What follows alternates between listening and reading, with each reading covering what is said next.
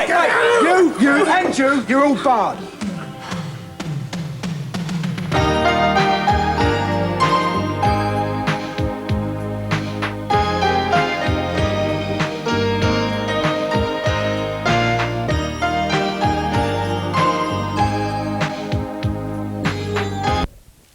Of educated speech mirrors the stresses and contradictions of the principal character's plight, the Glasgow schoolteacher cracking up under pressures both public and private. The irrepressible hero of Rose Tremaine's restoration traces the ups and downs, both moral and material, of his life in the reign and under the direct influence of King Charles II, in a droll, moving, sensuous narrative that brings those exciting, dangerous times to life without a hint of tushery. 6 fine books. Well, ladies and gentlemen, I've listened to this speech or something very like it on 2 previous occasions, and I therefore have a pretty good idea of how the short-listed authors are feeling at the moment. I will not keep them or you in suspense any longer. The winner of the 1989 Booker Prize for Fiction is Kazuo Ishiguro for the remains of the day.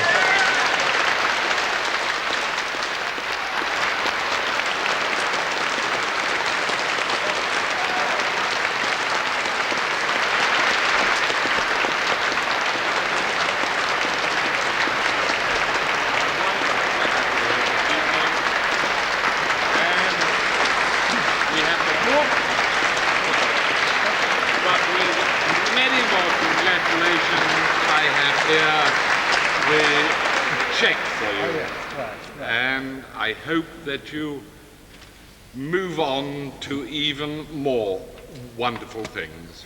Great, thanks. Do I say something? Oh, yes, okay. Well, like everybody in this position, I have a list of people to thank. So may I start by thanking, well, mainly the people sitting at the table over there. That's my agent, Deborah Rogers, Matthew Evans, Joanna Mackle, and Edison of Faber and Faber. A special thanks, I think, for my editor, Mr. Robert McCrum, and my thanks to my wife, who's been very anxious all evening, Lorna McDougall. Now, there is one key and distinguished figure involved with the history of this prize who is not able to be with us this evening. The Booker Prize has been proud to affirm the literary quality of Salman Rushdie's work in past years. I think it will be improper for us not to at least remember him this evening, and to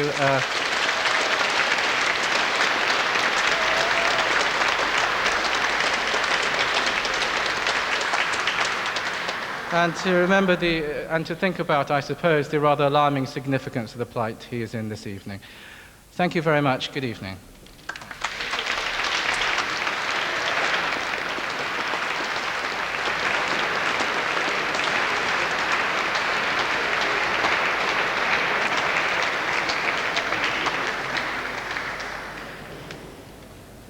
So, Kazuo Ishiguro has won the 1989 Booker Prize for Fiction.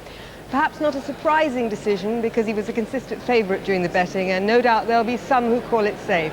But it was one of the most acclaimed novels this year in terms of its reviews, and there'll be many people applauding the decision. From me, from the Guildhall, with live coverage of the 1989 Booker Prize, good night. Resume our seats, if we may, in about 10 minutes' time. Thank you very much.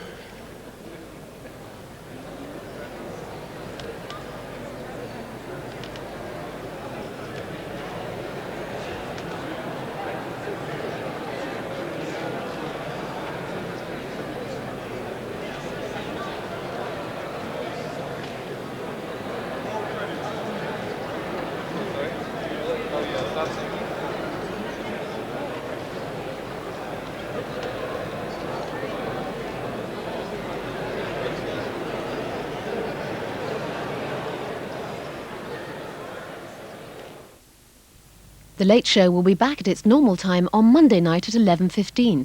But there's a film tonight, the 1982 thriller Hammett, directed by Wim Wenders and based on the life of Dashiell Hammett, the agent-turned-author who wrote The Maltese Falcon and The Thin Man. That's at 11:30 tonight. And Top Gear, normally at this time, is on tomorrow night at 7. You can't write a character which doesn't contain yourself, even the person who is furthest removed from you. People do ask my advice, and I don't think that anybody would cast anybody that I actually didn't want.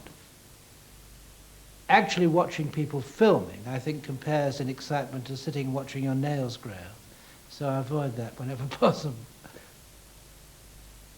And he is an extraordinarily funny man who never stops talking for a single minute.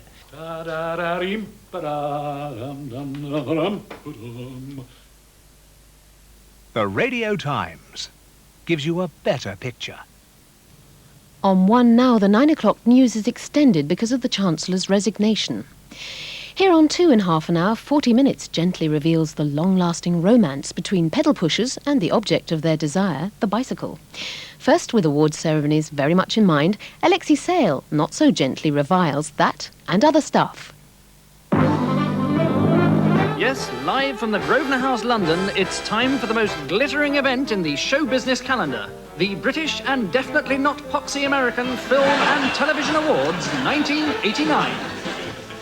And just arriving now here for this most prestigious ceremony, we can see Sir Bob Geldof and his beautiful wife, Miss Paula Yates. What a lovely, eye-catching pair of earrings she's wearing tonight. Quite delightful. And inside the foyer now, we can see Ludwig Kennedy on the right of your screen there. Behind him, the lovely Emma Thompson, sharing a little pre-awards joke with Dame Judi Dench. Yes, there's several not very famous people at all. Oh, and there's Dame Judi Dench again. Sir Robin Day, Ben Kingsley at the back there, Sir David Lean, and Sir Postman Pat. Sir Richard Attenborough, incidentally, not among the guests tonight. During an interview earlier this evening, he cried away 26 pints of body fluids and has now been reduced completely to powder form. And I now think we're ready to go straight to the podium where the proceedings are just about to proceed.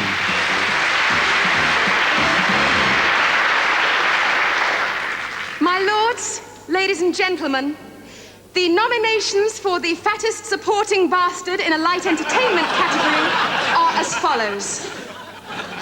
Thames Television and the editorial team of Death on the Rock for Bobby Davro's Sketchpad. Samuel Beckett for the sitcom version of Waiting for Godot called I'm Home, Darling. And David Niven, Shirley MacLaine, Robert Newton and Marlena Dietrich for Alexei Sayle's stuff. And now, let's see the clips from those shows.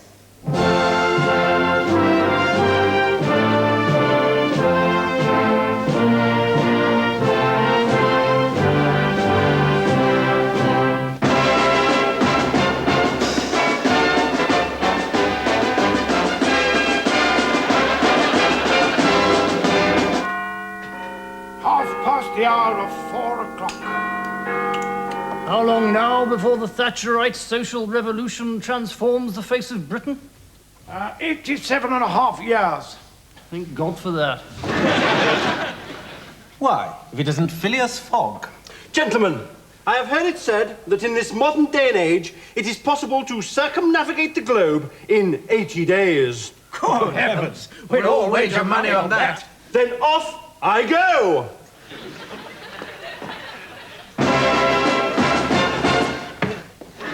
There, gentlemen. What did I tell you? Incredible. Miraculous. You've won the bet fair and square. Wait a minute. We only have his word for it. How do we know he really went around the world at all? Gentlemen, you cloak me in shame. I shall make a second epic voyage, and this time I shall bring back proof.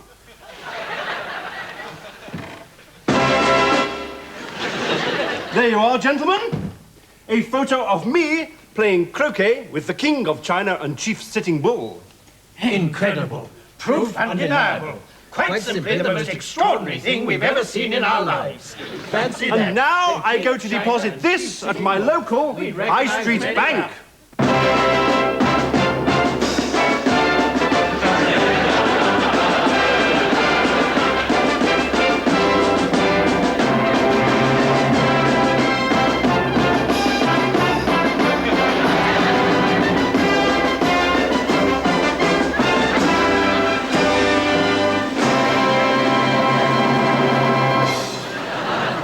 Diary of Phileas Fogg.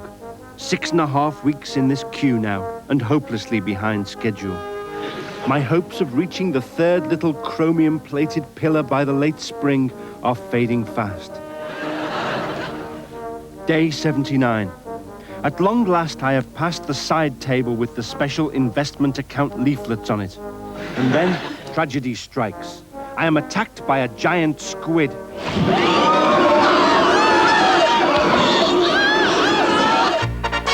Yes, it's 50 years of that colorful cartoon character, Alexei Sayle. Who's the leader of the gang that's great for you and me?